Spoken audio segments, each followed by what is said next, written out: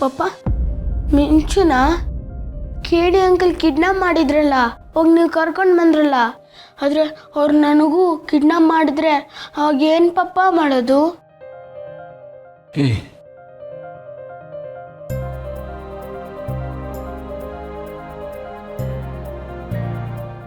ಹಾಗೆಲ್ಲ ಏನೂ ಆಗಲ್ಲ, ಹೆದರ್ಕೋಬೇಡ.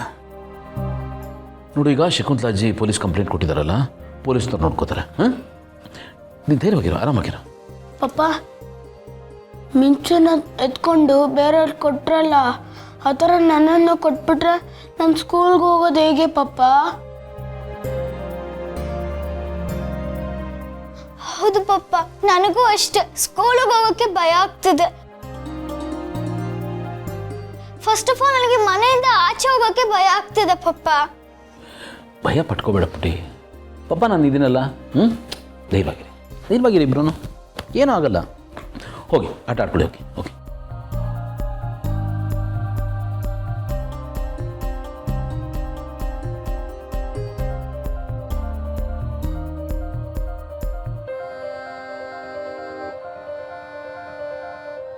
ಅತ್ತೆ ಹೋಗಿದ್ದಾರಲ್ವಾ, ಜಯದೇವ್ರಿಗೆ ಶಿಕ್ಷೆ ಆಗುತ್ತೆ.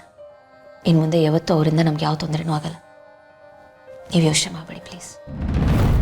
ಯೋಚನೆ ಮಾಡದೆ ಹೇಗಿರಲಿ ಭೂಮಿಕಾ, ಮಕ್ಕಳ ಮಾತುಗಳನ್ನ ಕೇಳಿಸ್ಕೊಂಡ್ರಲ್ವಾ? ರಾತ್ರಿ ಮಲಗೋದಕ್ಕೆ ಭಯ ಪಡ್ತಾ ಇದ್ದಾರೆ, ಸ್ಕೂಲ್ಗೆ ಹೋಗೋದಕ್ಕೆ ಭಯ ಪಡ್ತಾ ಇದ್ದಾರೆ. ಬಾಗಲ್ ಸದ್ದಾದ್ರೆ ಸಾಕು, ಒಂದು ಕ್ಷಣ ಬೆಚ್ಚಿ ಬೀಳ್ತಾರೆ. ಪಾಪ ಮಕ್ಕಳೇನು ತಪ್ಪು ಮಾಡಿದ್ದಾರೆ? ದೊಡ್ಡವ್ರ ಮಧ್ಯದ ದ್ವೇಷಕ್ಕೆ ಆ ಮಕ್ಕಳು ಬೆಲೆ ಥರ ಯಾಕಾಗಬೇಕು? ಆ ಜಯದೇವ್ಗೆ ದ್ವೇಷ ಇರೋದು ನನ್ನ ಮೇಲೆ. ನನಗೇನು ಬೇಕಾದ್ರೂ ಮಾಡ್ಕೊಳ್ಳಿ, ನಾನು ಸಹಿಸ್ಕೋತೀನಿ. ಪಾಪ ಏನು ಅರಿದಾರೋ ಮಕ್ಕಳು, ಅವ್ರ ಕಡೆ ಯಾಕೆ ಹೋಗ್ಬೇಕು?